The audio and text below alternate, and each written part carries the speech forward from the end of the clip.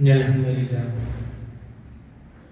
نحمده ونستعينه ونؤمن به ونتوكل عليه ونعوذ بالله من شرور أنفسنا ومن سيئات أعمالنا من يهده الله فلا مضل له ومن يضلله فلا هادي له وأشهد أن لا إله إلا الله وحده لا شريك له وأشهد أن محمدا عبده ورسوله أرسله بالهدى ودين الحق ليظهره على الدين كله ولو كره المشركون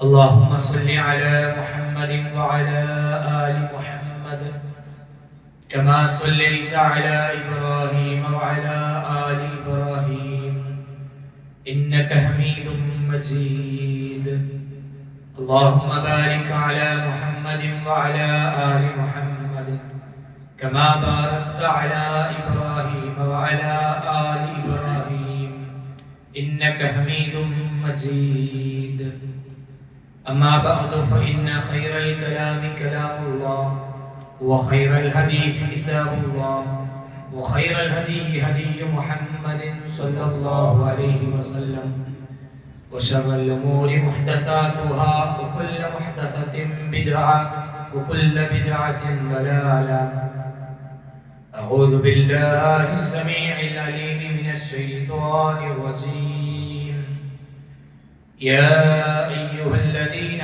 آمنوا اتقوا الله حق تقاته ولا تموتن إلا وأنتم مسلمون وعباد الرحمن الذين يمشون على الأرض هونا وإذا خاطبهم الجاهلون قالوا سلاما സ്നേഹാദരണീയരായ വിശ്വാസിനികളെ, അല്ലാഹു സുബ്ഹാനഹു വ തആലയുടെ നിയമങ്ങളും നിർദ്ദേശങ്ങളും ജീവിതത്തിന്റെ മുഴുവൻ മേഖലകളിലും കഴിവിന്റെ പരമാവധി സൂക്ഷിച്ച് തഖ്വയുള്ള യഥാർത്ഥ മുഅ്മിനുകളായി ജീവിക്കുവാൻ പരമാവധി പരിശ്രമിക്കണമേ എന്ന് എന്നോടെന്ന പോലെ നിങ്ങൾ ഓരോരുത്തരോടും ഉപദേശിക്കുകയാണ്, വസിയ്യത്ത് നൽകുകയാണ്, ഓർമ്മപ്പെടുത്തുകയാണ്. റബ്ബിന്റെ നിയമങ്ങൾ മനസ്സിലാക്കാനും അത് ജീവിതത്തിൽ പകർത്തി ജീവിക്കുവാനും അങ്ങനെ അല്ലാഹുവിന്റെ മഹനീയമായ സ്വർഗമായ ആ അനുഗ്രഹം നേടിയെടുക്കുവാനുമുള്ള മഹാഭാഗ്യം അല്ലാഹു നമുക്ക് എല്ലാവർക്കും നൽകി അനുഗ്രഹിക്കുമാറാകട്ടെ. സഹോദരന്മാരെ, സഹോദരിമാരെ, വയനാടിന്റെ വിവിധ പ്രദേശങ്ങളായ ചൂരൽമലയിലും മുണ്ടക്കയിലും വിലങ്ങാടുമൊക്കെ നടന്ന ഉരുൾപൊട്ടൽ, അതിന്റെ ഭാഗമായി ഈ ലോകത്തിൽ നിന്ന് ഇവിടെ പറഞ്ഞ 400-ലധികം ആളുകൾ ഇന്നും മണ്ണിനടിയിൽ ആണെന്ന് വിചാരിക്കുന്ന 100-ലധികം ശരീരങ്ങൾ, ഇതൊക്കെ നമ്മൾ എങ്ങനെ ചർച്ച ചെയ്തുകൊണ്ടിരിക്കുകയാണ്. സംഭവം നടന്ന് 2 ആഴ്ചകൾ 3 ആഴ്ചകൾ കഴിഞ്ഞാലും ഇന്നും നമ്മുടെ മനസ്സുകളിൽ അതൊരു വേദനയായി അങ്ങനെ നിലനിൽക്കുന്നുണ്ട്. അല്ലാഹു ആ ഒരു പരീക്ഷണത്തിന് വിധേയരായ ആളുകൾക്ക്, അങ്ങനെ ഈ ലോകത്തിലൂടെ പറഞ്ഞവർക്ക് റസൂലുള്ളാഹി സ്വല്ലല്ലാഹു അലൈഹി വസല്ലം പഠിപ്പിച്ചു തന്ന ഷഹീദിന്റെ പ്രതിഫലം നൽകി അല്ലാഹു അനുഗ്രഹിക്കുമാറാകട്ടെ. പലവിധ വേദനകളും പ്രയാസങ്ങളും കഷ്ടപ്പാടുകളും വീട് നഷ്ടപ്പെട്ടവരും ഒക്കെ അതിന്റെ ബാക്കി ഭാഗമായിട്ടുണ്ട്. അല്ലാഹു എല്ലാവരുടെയും പ്രയാസങ്ങൾ എളുപ്പമാക്കി കൊടുക്കുമാറാകട്ടെ. പല ആളുകൾ അതിൽ ഉണ്ട് എന്നത് സത്യമാണ്. പലപ്പോഴും നമുക്കിടയിലുള്ള ചർച്ചകളിൽ അതിന്റെ അപകട കാരണങ്ങൾ ഇന്നതാണ് എന്ന് പറഞ്ഞ് പലതും ചർച്ച ചെയ്യുന്നുണ്ട്. ഇത് അല്ലാഹുവിന്റെ ശിക്ഷയാണെന്നും പരീക്ഷണമാണെന്നും ചർച്ചകളിൽ കടന്നു വരാറുണ്ട്. എന്തൊക്കെയായിരുന്നാലും ഇവിടെ ഈ ഒരു മഹാ സംഭവത്തിലൂടെ വിശ്വാസികൾക്ക് ഒരുപാട് പഠിക്കാനുണ്ട്. ലോകത്തിന്റെ വിവിധ നാടുകളിൽ ജീവിച്ചുകൊണ്ടിരിക്കുന്ന മനുഷ്യർക്ക് വലിയ ഗുണപാഠങ്ങൾ ചിന്തിക്കാനുള്ള, ആലോചിക്കാനുള്ള, ചില തിരിച്ചറിവുകൾക്കുള്ള കാര്യങ്ങൾ ഈ സംഭവം നമുക്ക് ബോധ്യപ്പെടുത്തി തരുന്നുണ്ട്. ഇന്നത്തെ ഈ ഒരു കാലഘട്ടം എന്ന് പറഞ്ഞാൽ എല്ലാത്തിന്റെ പേരിലും അഹങ്കരിച്ച് നടക്കുന്ന ഒരു കാലഘട്ടം. സമ്പത്ത് കൂടിയാലും സൗകര്യങ്ങൾ കൂടിയാലും അതൊക്കെ അഹങ്കാരമായി സ്വീകരിക്കുന്ന അവസ്ഥ. സോഷ്യൽ മീഡിയയിൽ വൈറലായ ഒരു കത്ത് അല്ലെങ്കിൽ ഒരു പേപ്പർ നമുക്കിടയിൽ പലരും വായിച്ചിട്ടുണ്ടാകാം. രണ്ട് ടീമുകൾ തമ്മിലുള്ള വഴി തർക്കത്തിന്റെ വിഷയമാണ്. ഒരാൾ മറ്റൊരാൾക്കെതിരെ എഴുതിയ എഴുത്ത്. ഇന്ന് ആ സ്ഥലം അവിടെ ഇല്ല എന്നതാണ് അതിന്റെ ബാക്കി പത്രം. വിശദീകരണങ്ങളിലേക്ക് പോകുന്നില്ല. ഇങ്ങനെ പലതിന്റെ പേരിലും അങ്ങോട്ടും ഇങ്ങോട്ടും തർക്കിച്ചും വാശി പിടിച്ചും മുമ്പോട്ട് പോകുന്ന ഈ ഒരു സമൂഹത്തിലേക്ക് യഥാർത്ഥത്തിൽ നല്ലൊരു നദീറായി താക്കീതായിട്ടാണ് യഥാർത്ഥത്തിൽ ഇത്തരത്തിലുള്ള സംഭവങ്ങൾ വന്നിട്ടുള്ളത് എന്ന ഇന്ന് ജീവിച്ചിരിക്കുന്ന ആളുകൾ മനസ്സിലാക്കേണ്ടതുണ്ട് എന്നതാണ്. നമുക്ക് ചിന്തിക്കാനും ആലോചിക്കുവാനും ഒക്കെ സമയമായിട്ടുണ്ട് എന്നതാണ്. മറ്റുള്ളവരോടുള്ള അഹങ്കാരവും കുശുമ്പും എത്ര നാൾ ഇനിയും മുമ്പോട്ട് കൊണ്ടുപോകാൻ കഴിയും? കുടുംബക്കാരോടും കൂട്ടുകാരോടും ഇനിയും എത്ര നാൾ നമുക്ക് തെറ്റി നിൽക്കാൻ കഴിയും? വിദ്വേഷവും പകയുമായി ഇനിയും എത്ര നാളുകൾ കടന്നു കഴിച്ചു കൂട്ടേണ്ടതുണ്ട്? ഈ ലോകത്ത് നിന്ന് ഇവിടെ പറയുമ്പോഴേക്കും പരസ്പരം പറഞ്ഞു തീർക്കാനുള്ള പലതും പറയാനുള്ള സമയം അവസരം കിട്ടിയേക്കുമോ എന്നൊന്ന് ആലോചിക്കുവാൻ നമുക്ക് സാധിക്കേണ്ടതുണ്ട്. ഹജ്ജിന് പോകുമ്പോൾ മാത്രമല്ല പൊരുത്തപ്പെടിക്കലുകൾ ആവശ്യമുണ്ട്. ഈ ലോകത്ത് നിന്ന് ഏതെങ്കിലും ഒരു സമയത്ത് റബ്ബ് തീരുമാനിച്ച ഉറപ്പിച്ച് എഴുതി വെച്ച് രേഖപ്പെടുത്തിയ സമയത്ത് ദുനിയാവിൽ നിന്ന് വിട പറയുമ്പോ ചിലപ്പോ അങ്ങനെ ഒരു പറച്ചിലിന് നാളെ ഹജ്ജിന് പോവാണ്, ഇവരുടെ എല്ലാം എനിക്ക് പുറത്തിറങ്ങണം, എന്തെങ്കിലുമൊക്കെ ഇടപാടുണ്ടെങ്കിൽ ഒന്ന് ചോദിച്ച് വാങ്ങി ശരിയാക്കണമെന്ന് നമ്മൾ എല്ലാവരും പറയാറുണ്ട്. എന്നതുപോലെ ഒരു അവസരം ഈ ലോകത്ത് നിന്ന് വിട പറയുമ്പോൾ കിട്ടുമോ എന്ന് നമ്മൾ പരിശോധിക്കണം. വയനാടിന്റെ ഈ പറയുന്ന പ്രദേശങ്ങളിൽ തിങ്കളാഴ്ച രാത്രി കിടന്നുറങ്ങിയവർ ചൊവ്വാഴ്ച രാവിലെ എഴുന്നേൽക്കുമെന്ന് ഉറപ്പിച്ചിട്ടല്ല കിടന്നുറങ്ങിയത്. വളരെ എന്നും ഉറങ്ങുന്നത് പോലെ അവർ അന്നും ഉറങ്ങിയിരുന്നു. പക്ഷേ ചൊവ്വാഴ്ചയോടുകൂടി 500-ലധികം ആളുകൾ അവിടെ നിന്നില്ലാതായി. അതുപോലെ ഒരു ദിവസം ഒരു സമയം എന്തെങ്കിലും ഒരു കാരണത്തിന്റെ പേരിൽ ഈ ലോകത്ത് നിന്ന് നമ്മൾ വിട പറയുമെന്ന തിരിച്ചറിവ് നമ്മളുടെ മനസ്സുകളിൽ കൊണ്ടുവരേണ്ടതുണ്ട്. അതുകൊണ്ട് അഹങ്കാരത്തെ മാറ്റിവെച്ച് വിനയമുള്ളവരായി ജീവിക്കുവാൻ നമുക്ക് സാധിക്കേണ്ടതുണ്ട്. വിനയം എന്നത് പരമകാരുണ്യകന്റെ ഇബാദുർ റഹ്മാന്റെ ഏറ്റവും നല്ല ക്വാളിറ്റി ആയിക്കൊണ്ട് അല്ലാഹു സുബ്ഹാനഹു വ തആല എടുത്തു പറഞ്ഞ ക്വാളിറ്റിയാണ്. ഒരുപാട് പ്രത്യേകതകൾ പറയുന്നുണ്ട്. അള്ളാഹിന്റെ ഏറ്റവും നല്ല അടിമകളാണ് അവർ. ആ നല്ല അടിമകൾക്ക് ചില പ്രത്യേകതകളുണ്ട്. അതിലൊന്നാമത്തെ പ്രത്യേകതയായി അല്ലാഹു സുബ്ഹാനഹു വ തആല എണ്ണി പറഞ്ഞത് വഇബാദുർ റഹ്മാനിൽ ലദീന യംശൂന അലൽ അർളി ഹൗന. ഭൂമിയിലൂടെ വിനയത്തോടു കൂടി നടക്കുന്നവരാണ് അവർ. വഇദാ ഖാതബഹുൽ ജാഹിലൂന ഖാലൂ സലാമ. അവിവേകികളായ ആളുകൾ, വിവരമില്ലാത്ത ആളുകൾ വെറുതെ എന്തെങ്കിലുമൊക്കെ തർക്കിക്കാൻ കടന്നു വന്നാൽ തിരിച്ചതേപോലെ പ്രതികരിക്കുന്നവരല്ല അവർ. അവർ സമാധാനത്തോടു കൂടി സംസാരിക്കുന്നവർ, അല്ലെങ്കിൽ സലാം പറഞ്ഞ് പിരിഞ്ഞു പോകുന്നവരാണ് അവർ. അല്ലാഹു സുബ്ഹാനഹു വ തആല വിനയം എന്നുള്ളത് വിശ്വാസികളുടെ ഏത് വിശ്വാസി അല്ലാഹ് പ്രത്യേകമായി എടുത്തു പറഞ്ഞു. അല്ലാഹുവിന്റെ ഏറ്റവും നല്ല അടിമകൾ ഇബാദുർ റഹ്മാൻ എന്ന് പറഞ്ഞ് ഇബാദുർ റഹ്മാന്റെ 10 ക്വാളിറ്റികൾ എന്ന് പറഞ്ഞപ്പോ അതിലൊന്നാമത്തെ ക്വാളിറ്റി ആയിട്ട് ഒന്നാമത്തെ പ്രത്യേകതയായി അല്ലാഹു സുബ്ഹാനഹു വ തആല സൂറത്തുൽ ഫുർഖാനിന്റെ 63-ാമത്തെ ആയത്തിൽ എടുത്തു പറഞ്ഞു. ശേഷമുള്ള ഓരോന്നും അവരുടെ പ്രത്യേകതകളാണ്.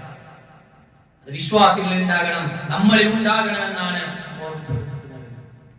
ഒരിക്കലും ജീവിതത്തിലേക്ക് അഹങ്കാരം നമുക്ക് കൊണ്ടുവരാൻ പാടില്ല.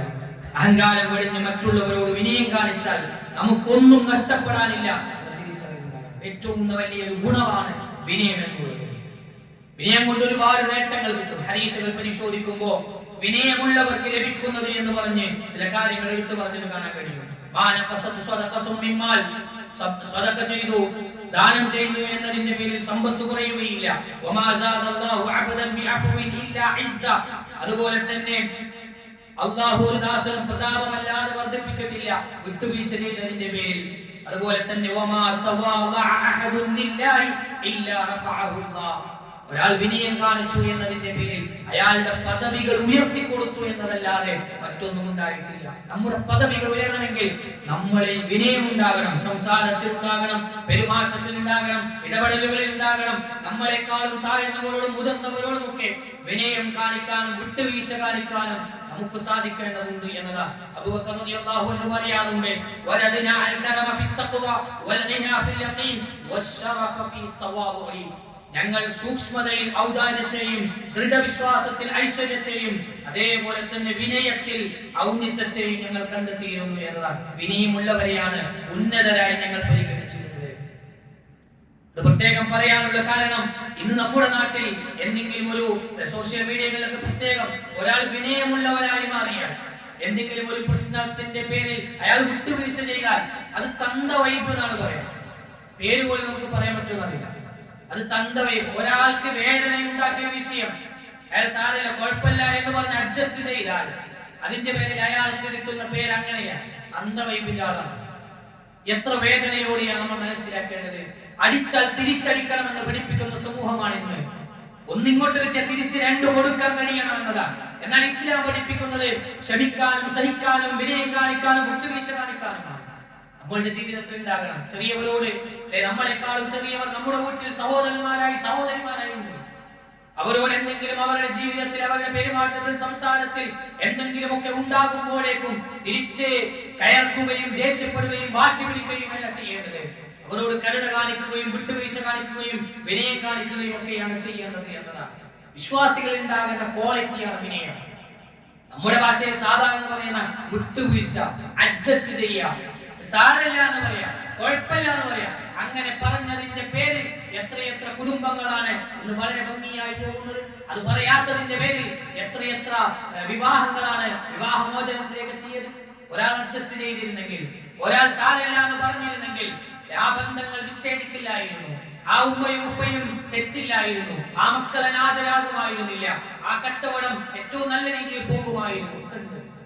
ഒരാൾ അഡ്ജസ്റ്റ് ചെയ്താൽ വിനയം കാണിച്ച് താഴ്മ കാണിച്ച് നിന്നാൽ മതിയായിരുന്നു.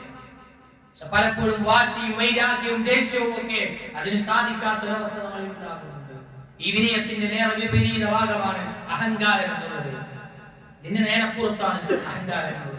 വിനയം കൈമുതലാക്കിയ ആളുകൾക്ക് മാത്രമേ അഹങ്കാരത്തെ ജീവിതത്തിൽ നിന്ന് തുരത്തി ഓടിക്കാൻ കഴിയുകയുള്ളൂ. മാലിക് ബിൻ ദീനാർ റഹിമഹുല്ലാഹ് പറയുന്നുണ്ട്, ഇഹ്ബിസ് തലാതൻ ബിതലാതിൻ ഹത്താ തകൂന മിനൽ മുഅ്മിനീൻ. നിങ്ങൾ മുഅ്മിനുകളാകണം എങ്കിൽ മൂന്ന് കാര്യത്തെ നിങ്ങൾ പിടിച്ചു വെക്കണം. അൽ കിബ്റു ബിത്തവാദുഇ വൽ ഹിസ്സു ബിൽ ഖനാഅതി വൽ ഹസദ് ബിൻ നസീഹതി.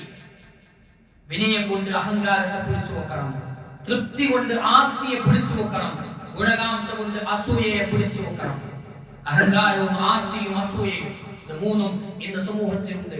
മനുഷ്യരെ മനുഷ്യരാക്കാതെ മനുഷ്യരല്ല എന്ന് പറയുന്ന അവസ്ഥയുണ്ടാക്കുന്നത് ഈ മൂന്ന് കാര്യങ്ങളാണ്. ആർത്തിയാണ്, അഹങ്കാരമാണ്, അസൂയയാണ്. ഇത് മനുഷ്യരുടെ ജീവിതത്തിൽ മഹാഭൂരിപക്ഷം ആളുകളിലും കടന്നു വന്നുകൊണ്ടിരിക്കുന്നു നമ്മൾ മനസ്സിലാക്കുക. അഹങ്കാരത്തോടെ ഭൂമിയിൽ നടന്നതുകൊണ്ട് ഒന്നും നേടാൻ കഴിയില്ല. നമ്മളിങ്ങനെ വിചാരിക്കുകയാണ്. ഇനി ആ അഹങ്കാരം എന്നത് ഒരാളും ഞാൻ അഹങ്കാരം എന്ന് പറയില്ല.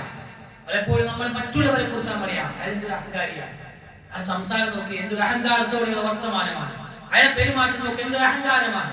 ഇങ്ങനെ ഓരോന്നിന്റെ പേരിൽ മറ്റുള്ളവരെ അളക്കാൻ നമുക്ക് കഴിയുന്നുണ്ട്, അതിന് സാധിക്കുന്നുണ്ട്. പല സന്ദർഭങ്ങളിലും നമ്മളിലേക്കൊന്ന് തിരിഞ്ഞു നോക്കിയാൽ മതി. എന്നാൽ നമ്മൾ തിരിച്ചറിയേണ്ടത്, വിശുദ്ധ ഖുർആൻ നമ്മളെ പഠിപ്പിച്ചു, നിങ്ങൾ അഹങ്കാരത്തോടെ ഭൂമിയിൽ നടക്കരുത്. അല്ല പറഞ്ഞ കാര്യം നോക്ക്, അഹങ്കരിക്കാനുള്ള ഒരു വകയും നിങ്ങളുടെ കൈകളിലില്ല എന്നതാണ്. ഇന്നക ലൻ തഖ്രികൽ അർള വലൻ തബ്ലുഗൽ ജിബാല തൂല. നിങ്ങൾക്ക് അഹങ്കരിക്കാൻ എന്ത് വകയുള്ളത്? നിങ്ങൾ വിചാരിച്ചാൽ നിങ്ങൾ ഇപ്പോൾ ജീവിച്ചുകൊണ്ടിരിക്കുന്ന ഭൂമിയെ പിളർത്താൻ നിങ്ങൾക്ക് കഴിയോ? ഇല്ലല്ലോ. നിങ്ങൾ ഇപ്പോൾ നിൽക്കുന്ന ഈ ഒരു വലിപ്പത്തിൽ നിന്ന് മലകൾക്ക് സമാനമായി നിങ്ങൾക്ക് മാറാൻ കഴിയോ? ഇല്ലല്ലോ. ഇപ്പൊ കാണുന്ന ഈ രൂപത്തിലല്ലോ. പിന്നെ എന്തിന്റെ പേരിലാണ് നിങ്ങൾ അഹങ്കരിക്കുന്നത് എന്ന് അല്ലാഹു സുബ്ഹാനഹു വ തആല ചോദിക്കുന്നത്. എന്താ പറഞ്ഞത്? വലാ തംശി ഫിൽ അർളി മർഹാ. നിങ്ങൾ അഹങ്കാരത്തോടെ ഭൂമിയിലൂടെ നടക്കാൻ പാടില്ല എന്നത്.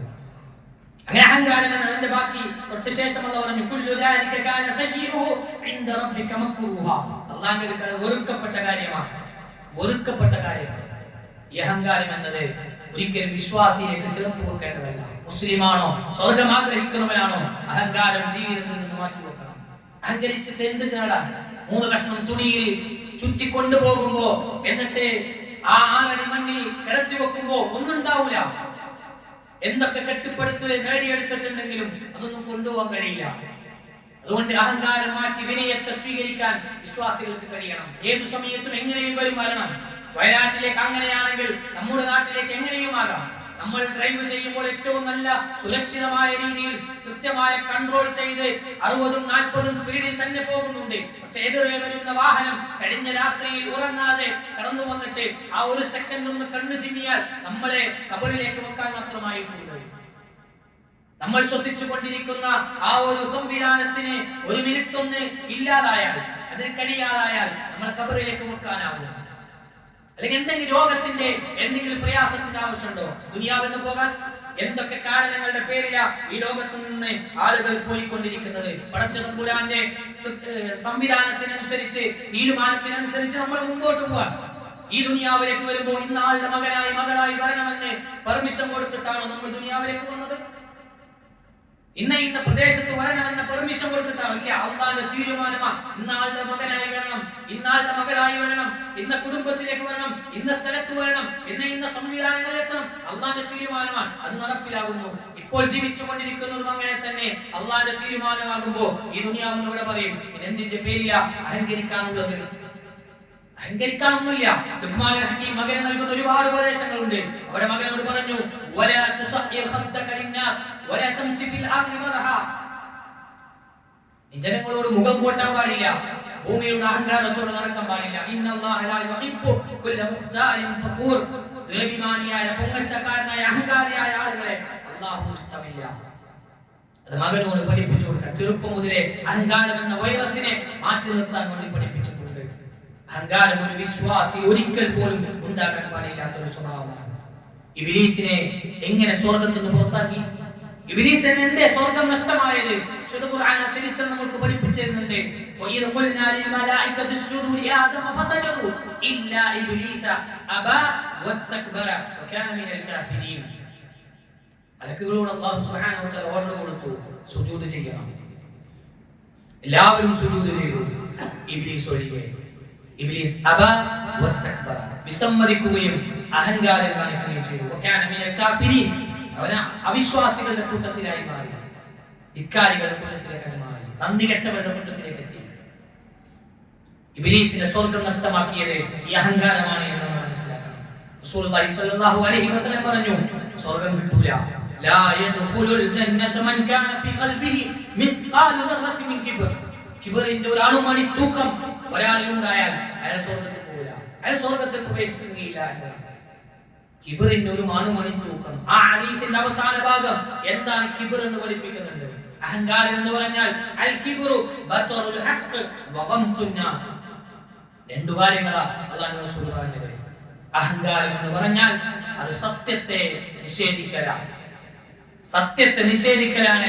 രണ്ട് ജനങ്ങളെ നിസ്സാരവൽക്കരിക്കലാണ്, ജനങ്ങളെ താഴ്ത്തിക്കെട്ടലാണ് അഹങ്കാരം എന്ന് പ്രവാചകൻ സ്വല്ലല്ലാഹു അലൈഹി വസല്ലം പഠിപ്പിച്ചു. നല്ല വസ്ത്രം ധരിക്കൽ, നല്ല കാറിൽ യാത്ര ചെയ്യൽ, അതേപോലെ തന്നെ നല്ല ഭക്ഷണം കഴിക്കൽ, ഇതൊന്നല്ല അഹങ്കാരം. ഇതൊക്കെ അനുവദിക്കപ്പെട്ടിട്ടുണ്ട്. അതുമായി ബന്ധപ്പെട്ട് കഴിയുന്ന ആളുകൾക്ക്. നമ്മളുടെ ഇടയിൽ അഹങ്കാരം എന്ന് പറഞ്ഞാൽ വലിയ വാഹനത്തിൽ യാത്ര ചെയ്യുന്നു, അത് അഹങ്കാരം. അതല്ല അഹങ്കാരമായി പഠിപ്പിച്ചത്. അതിൽ കഴിവുള്ള ആളുകൾക്ക് അതൊക്കെ ചെയ്യാം, പ്രശ്നമില്ല. പക്ഷെ അതിന്റെ പേരിൽ താഴെ നിൽക്കുന്ന ഒരാളെയും നിന്ദിക്കാനോ അയാളെ വേദനിപ്പിക്കാനോ പാടില്ല. മുതലാളിമാർ തൊഴിലാളിമാരെ കുറിച്ച് ആലോചിക്കണം, മുതിർന്നവർ താഴെയുള്ളവരെ കുറിച്ച് ആലോചിക്കണം. ദേഷ്യം, അതേപോലെ തന്നെ വിദ്വേഷം എന്നതൊക്കെ പലപ്പോഴും അഹങ്കാരത്തിന്റെ ഭാഗമായിട്ട് നമുക്ക് കാണാൻ കഴിയാം. താഴെയുള്ളവരോടാണ് പലപ്പോഴും ദേഷ്യം കാണുക, മുതിർന്നവരോടൊന്നുമില്ല. താഴെയുള്ളവരെ ചെറുതാക്കി കാണുമ്പോൾ അത് അഹങ്കാരമായി നമ്മൾ തിരിച്ചറിയണം. ഇത് പറഞ്ഞത് അഹങ്കാരത്തിന്റെ ഒരു കണികണ്ടായാൽ സ്വർഗ്ഗത്തിൽ പോല. സംസാരത്തിൽ അഹങ്കാരം വരാൻ പാടില്ല, പെരുമാറ്റത്തിൽ അഹങ്കാരം വരാൻ പാടില്ല, ഇടപെടലുകളിൽ അഹങ്കാരം വരാൻ പാടില്ല. അഹങ്കാരത്തിന്റെ ഒരു ഭാഗം പോലും നമ്മുടെ ഒരു മേഖലയിലും കടന്നു വരാൻ പാടില്ല. ആ രീതിയിൽ ജീവിക്കാൻ നമ്മൾ ശ്രദ്ധിക്കണം. പ്രവാചകൻ സ്വല്ലല്ലാഹു അലൈഹി വസല്ലം പറഞ്ഞില്ലേ, നെയ്യാനിക്ക് താഴെയുള്ള വസ്ത്രം ധരിക്കുക എന്നത് അത് അഹങ്കാരമായിട്ട് എടുത്തു പറഞ്ഞത്. മൻ ജറ തൗബഹു ഖുയല ലം യൻദുരില്ലാഹു ഇലൈഹി യൗമൽ ഖിയാമ. അഹങ്കാരത്തോടെ ഒരു മനുഷ്യൻ നെയ്യാനിക്ക് താഴെ അല്ലെങ്കിൽ വസ്ത്രം വലിച്ചു വെച്ചാൽ അവനെ ഖിയാമത്ത് നാളിൽ അല്ലാഹു നോക്കുകയില്ല. മറ്റു ചില ഹദീസുകളിൽ അവനോട് അല്ലാഹു സംസാരിക്കുകയില്ല, അവനെ അല്ലാഹു സംസ്കരിക്കുകയില്ല. അതൊക്കെ എടുത്തു പറഞ്ഞതായി കാണാൻ സാധിക്കും.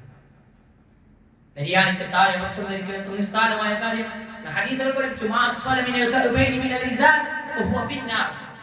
നെരിയാണിന്റെ താഴെ വസ്ത്രം ധരിച്ചാൽ അത് നരകത്തിലാണ് എന്ന് പഠിപ്പിച്ചു. അത്രയും കൃത്യമായി പഠിപ്പിച്ചിട്ടും ആ സത്യത്തെ അംഗീകരിക്കാതെ നിഷേധിച്ചുകൊണ്ട് തന്റെ ജീവിതത്തിൽ അത് പാലിക്കാതെ മുമ്പോട്ട് പോകുമ്പോൾ അത് അഹങ്കാരത്തിന്റെ ഭാഗമാണോ എന്ന് പരിശോധിക്കാം. ചില ആൾക്കാരെങ്കിലും പറയും എനിക്ക് അഹങ്കാരമൊന്നുമില്ല, ഞാൻ ചെയ്യും. പൊതുവെ നമുക്കിടയിലുള്ള സംസാരമാണ്. ഞാൻ അയാളെ കുറിച്ച് കുറ്റം പറയല്ല, എന്നിട്ട് എല്ലാ കുറ്റങ്ങളും പറയും. എന്നിട്ട് ആദ്യം തന്നെ ഒരു മുൻകൂർ ജാമ്യം. ഞാൻ ഗീബത്ത് പറയല്ല, ഞാൻ പരദൂഷണം പറയുന്നതല്ല, നമീമത്ത് പറയുന്നതല്ല, എന്നിട്ടെല്ലാം പറയുന്നതൊക്കെ അതാണ് എന്നതുപോലെ അഹങ്കാരമല്ല എന്നിട്ട് പറഞ്ഞ ചെയ്യുന്ന കാര്യം. നമ്മൾ ഓരോരുത്തരും ശ്രദ്ധിക്കുന്ന ഒരു ഏരിയ. നമ്മുടെ നാട്ടിലുണ്ട് ചില ആളുകൾ അള്ളാഹു അല്ലാത്തവർക്ക് ആരാധനകൾ നൽകുന്ന ആളുകൾ. എന്നിട്ട് പറയും ഞങ്ങൾ അള്ളാഹുവിന് തുല്യരാക്കുന്നില്ല, ഞങ്ങൾ ഇലാഹുകളാക്കുന്നില്ല. എന്നിട്ടോ അള്ളാഹു കൊടുക്കേണ്ടതൊക്കെ മനുഷ്യർക്ക് കൊടുക്കുക, ജീവിച്ചിരിക്കുന്നവർക്കും മരിച്ചവർക്കും കൊടുക്കുക. എന്നിട്ട് പറയാം ഇലാഹുകളാക്കുന്നില്ല. ആരാധനകൾ ആർക്ക് കൊടുക്കുന്നു അവരെ ഇലാഹുകളാക്കി. ഇങ്ങനെ എല്ലാ ഏരിയകളും നോക്കി നമുക്ക് മനസ്സിലാക്കാൻ പറ്റും. അത് ശരിയല്ല. അപ്പൊ ഇങ്ങനെ പറഞ്ഞത് കൊണ്ട് കാര്യമില്ല, അഹങ്കാരമില്ല എന്ന് പറഞ്ഞത് കൊണ്ട് കാര്യമില്ല. പെരുമാറ്റത്തിലും സംസാരത്തിലും ഇടപെടലിലും ഒക്കെ അത് നമുക്ക് കാണേണ്ടതുണ്ട്. അതുകൊണ്ട് പ്രത്യേകിച്ച് നമ്മുടെ ജീവിതവുമായി ബന്ധപ്പെടുത്തി ഏത് മേഖലയിലാണോ ഞാൻ ഇടപെടുന്നത് അവിടൊക്കെ ഈ ഒരു ഗുണം, ഈ പറയുന്ന വിനയം എന്ന ഗുണം ജീവിതത്തിൽ കൊണ്ടുവന്ന് അഹങ്കാരം എന്ന മോശമായ സ്വഭാവത്തെ ജീവിതത്തിൽ നിന്ന് മാറ്റിവെക്കാൻ നമുക്ക് കഴിയണം. അല്ലാഹു റസൂൽ സ്വല്ലല്ലാഹു അലൈഹി വസല്ലം അങ്ങനെ ആയിരുന്നു. ജനങ്ങൾക്കിടയിൽ അല്ലാഹുവിന്റെ ഒരു അടിമയായി അങ്ങനെ പറയാൻ വേണ്ടി പഠിപ്പിച്ചു. നിങ്ങൾ അല്ലാഹുവിന്റെ അടിമ എന്ന് പറയാം. ഫഖൂലു അബ്ദുല്ലാഹി വറസൂൽ, അല്ലാഹുവിന്റെ അടിമയാണ് അല്ലാഹുവിന്റെ റസൂലാണ് എന്ന് പറഞ്ഞാൽ മതി, നിങ്ങൾ കൂടുതലൊന്നും പറയേണ്ടെന്ന് പറഞ്ഞു. ക്രിസ്ത്യാനികൾ പൊക്കി പറഞ്ഞതുപോലെ എന്നെ നിങ്ങൾ ഉയർത്തി പറയരുത് എന്ന് അല്ലാഹുവിന്റെ റസൂൽ സല്ലല്ലാഹു അലൈഹി വസല്ലം പറഞ്ഞു. സ്വഹാബികൾക്കിടയിൽ അവരിൽ ഒരാളായി ജീവിച്ചു. മറുനാടുകളിൽ നിന്ന് അല്ലാഹുവിന്റെ റസൂലിനെ തേടി ആരെങ്കിലും വന്നാൽ സ്വഹാബികൾക്കിടയിൽ നിന്ന് ചോദിക്കും ആരാണ് മുഹമ്മദ് സല്ലല്ലാഹു അലൈഹി വസല്ലം. അറിയില്ല, കാരണം അത്രയും ആളുകൾക്കിടയിൽ ഇടപെടന്ന് ജീവിച്ച ആളായിരുന്നു പ്രവാചകൻ സല്ലല്ലാഹു അലൈഹി വസല്ലം എന്ന് നമുക്ക് കാണാൻ കഴിയും. അല്ലാഹുവിന്റെ റസൂലിനോട് അല്ലാഹു പറഞ്ഞത് അങ്ങനെ തന്നെയാണ്. റസൂലുള്ളാഹി സ്വല്ലല്ലാഹു അലൈഹി വസല്ലം പറഞ്ഞു വ ഇന്നല്ലാഹ ഔഹാ ഇലയ്യ, അല്ലാഹു എനിക്ക് വഹീ നൽകിയിട്ടുണ്ട് അൻ തവാളഉ, വിനയം കാണിക്കണമെന്ന്. ഹത്താ ലാ യഖറ അഹദുൻ അലാ അഹദിൻ വലാ യബ്ഗി അഹദുൻ അലാ അഹദിൻ, ഒരാളുടെ പേരും പെരുമ നടിക്കാതിരിക്കാനും അക്രമം കാണിക്കാതിരിക്കാനും വേണ്ടി നിങ്ങൾ വിനയം കാണിക്കണമെന്ന് റസൂലുള്ളാഹി സ്വല്ലല്ലാഹു അലൈഹി വസല്ലമക്ക് വഹീ നൽകിയിട്ടുണ്ട്. അത് പ്രവാചകൻ അങ്ങനെ പഠിപ്പിച്ചു, അത് ജീവിതത്തിൽ പകർത്തി. ആ പ്രവാചകന്റെ അനുയായികളായ നമ്മളും അത് പാലിക്കുവാൻ നമുക്ക് ഓരോരുത്തർക്കും സാധിക്കേണ്ടതുണ്ട്. അതിനെ പരമാവധി പരിശ്രമിക്കേണ്ടതുണ്ട്. കാരണം ഈ ലോകത്ത് പോയാൽ അതോടുകൂടി തീരും. എല്ലാ പെരുമ നടിക്കലും അതാ അല്ലാഹു പറഞ്ഞത് അൽഹാകുമുത് തകാസുർ ഹത്താ സുർതുമുൽ മഖാബിർ. എല്ലാ പെരുമ നടിക്കലും ഏതുവരെ ഉണ്ടാവുള്ളൂ? ഖബറിടം സന്ദർശിക്കുന്നത്, മരിക്കുന്നത് വരെ ഉണ്ടാവുള്ളൂ. പിന്നീട് ഒന്നും ഉണ്ടാവില്ല, അതൊക്കെ തീർന്നു. എന്തെങ്കിലും ഒരു കാരണത്തിന്റെ പേരിൽ ദുനിയാവും തിരിച്ചു പോകേണ്ടി വരും. അതുകൊണ്ട് വളരെ കൃത്യമായി ജീവിതത്തെ വിലയിരുത്തി വിനയമുള്ള അല്ലാഹു തുടക്കത്തിൽ പറഞ്ഞതുപോലെ ഇബാദുർ റഹ്മാൻ എന്ന് പറഞ്ഞ അല്ലാഹുവിന്റെ ഏറ്റവും നല്ല അടിമകൾ, ആ നല്ല അടിമകളുടെ ക്വാളിറ്റികൾ പറഞ്ഞപ്പോൾ ഒന്നാമത്തെ ക്വാളിറ്റി പറഞ്ഞു വിനയമാണ്, വിട്ടുവീഴ്ചയാണ്. എന്തിന്റെ പേരിലാണെങ്കിലും ഏത് മേഖലയിൽ ഇടപെടുമ്പോഴാണ്. അതുകൊണ്ട് അഹങ്കാരത്തെ മാറ്റി നിർത്തി വിനയത്തെ ജീവിതത്തിലേക്ക് കൊണ്ടുവരാൻ നമുക്ക് സാധിക്കേണ്ടതുണ്ട്. അല്ലാഹു സുബ്ഹാനഹു വ തആല അത്തരത്തിൽ വിനയമുള്ള നല്ല അടിമകളുടെ കൂട്ടത്തിൽ അല്ലാഹു നമ്മളെല്ലാവരെയും ഉൾപ്പെടുത്തി അനുഗ്രഹിക്കുമാറാകട്ടെ.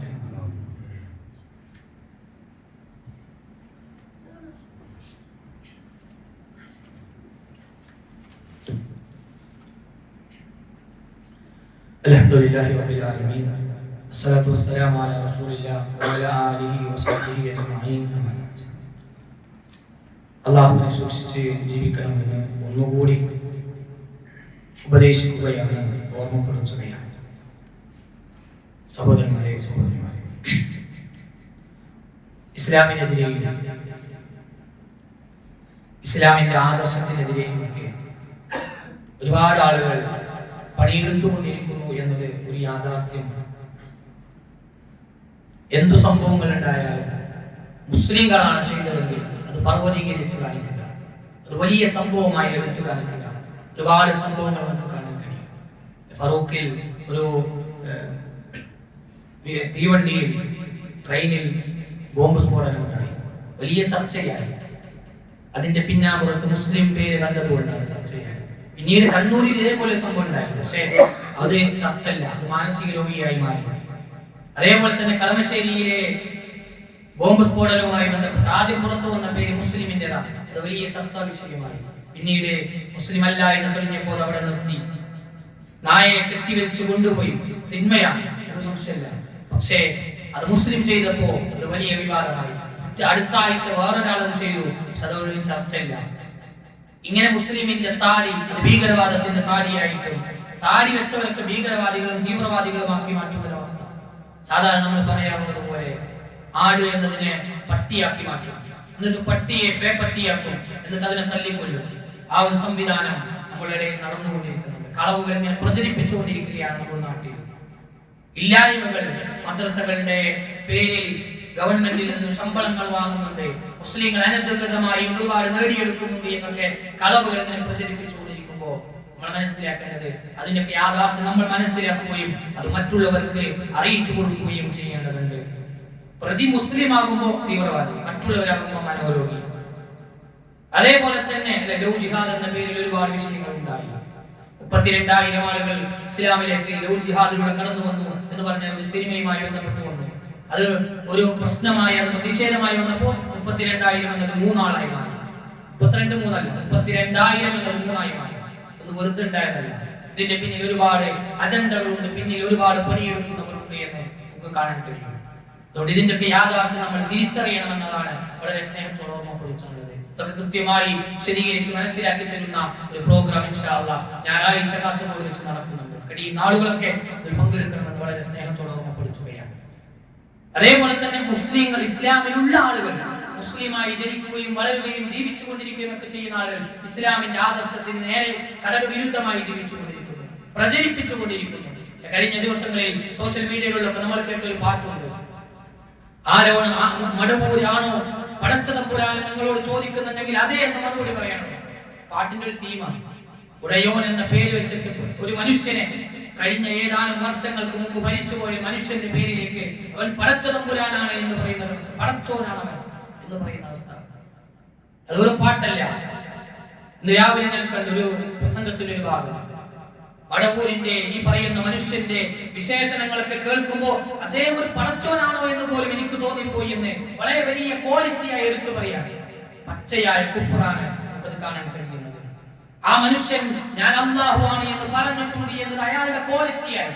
ഒരു മനുഷ്യന് വലിയ ഒരു പട്ടം ചാർത്തിയിട്ട് പിന്നീട് റബ്ബിനുള്ളതൊക്കെ ആ മനുഷ്യരിലേക്ക് ചേർത്ത് വെക്കുമ്പോൾ ഇതൊക്കെ തിരുത്താനും ശരിയല്ലെന്ന് പറയാൻ ആരുണ്ട്? ഒക്കെ തിരിച്ചറിഞ്ഞ ആളുകൾ അതിനൊക്കെ എതിരെ നിൽക്കണമെന്ന് നമ്മൾ മനസ്സിലാക്കണം. അത് ശരിയല്ലെന്നും അത് ആ വിശ്വാസം നരകത്തിലേക്ക് കൊണ്ടുപോകുന്നതാണെന്നും പച്ചയായ ശിർക്കാണെന്നും സമൂഹത്തിന് പറഞ്ഞു കൊടുക്കേണ്ടതുണ്ട്. എത്ര കൃത്യമായി ഖുർആൻ പറഞ്ഞു. പ്രവാചകൻ സ്വല്ലല്ലാഹു അലൈഹി വസല്ലമയോട് പറഞ്ഞു, ലഇൻ അശ്റക്ത ലയഹ്ബതന്ന അമലു. പ്രവാചകനെ താങ്കൾ എന്നാണ് ശിർക്ക് ചെയ്താൽ താങ്കളുടെ മുഴുവൻ അമലുകൾ ബാത്തിലായി പോകും. അതുപോലെ തന്നെ മൻ യുശ്രിക് ബില്ലാഹ് ഫഖദ് ഹറമല്ലാഹു അലൈഹിൽ ജന്ന. ജീവിതത്തിൽ ശിർക്ക് വന്നാൽ സ്വർഗ്ഗം ഹറാമായി മാറി. എത്രയെത്ര ആയത്തുകളാണ്, 20, 30, 40 ആയത്തുകൾ ഈ പറയുന്ന ശിർക്കുമായി ബന്ധപ്പെട്ട് ഖുർആൻ നമ്മളെ പഠിപ്പിച്ചു. എന്നിട്ട് അതിനൊരു വിലയുമില്ലാതെ അല്ലാഹുവിന്റെ എല്ലാ വിശേഷണങ്ങളും സൃഷ്ടികളിലേക്ക് കൈമാറിക്കൊണ്ടിരിക്കുമ്പോൾ, അതൊക്കെ വലിയൊരു മേന്മയായി വിശദീകരിച്ചു കൊണ്ടിരിക്കുമ്പോൾ അതിനെതിരെ ശബ്ദിക്കാനും അതിനെതിരെ സംസാരിക്കാനും അതിനെതിരെ ഇടപെടാനും ഒക്കെ നമുക്ക് ഓരോരുത്തർക്കും കഴിയേണ്ടതുണ്ട്. ഇസ്ലാമിനെ കൃത്യമായി പഠിക്കണമെന്നാണ് വളരെ സ്നേഹത്തോടെ ഓർമ്മപ്പെടുത്തുന്നത്. അല്ലാഹു സുബ്ഹാനഹു വ തആല ശരിയായ ഇസ്ലാമിൽ അടിയുറച്ചു നിൽക്കാനുള്ള തൗഫീഖ് അല്ലാഹു നമുക്ക് എല്ലാവർക്കും നൽകി അനുഗ്രഹിക്കുമാറാകട്ടെ. നമ്മൾ ചെയ്യുന്ന ചെറുതും വലുതുമായ മുഴുവൻ നന്മകളും സ്വീകരിക്കപ്പെടുന്ന അമലുകളുടെ കൂട്ടത്തിൽ അല്ലാഹു ഉൾപ്പെടുത്തി അനുഗ്രഹിക്കുമാറാകട്ടെ. ജീവിതത്തിൽ സംഭവിച്ചു പോയ മുഴുവൻ അപാകതകളും മുഴുവൻ തിന്മകളും തോന്നിവാസങ്ങളും അബദ്ധങ്ങളും അല്ലാഹുവിന്റെ മഹത്തായ ഫളലുകൊണ്ട് അല്ലാഹു നമുക്ക് എല്ലാവർക്കും പുറത്തു മാപ്പാക്കി നൽകി അനുഗ്രഹിക്കുമാറാകട്ടെ.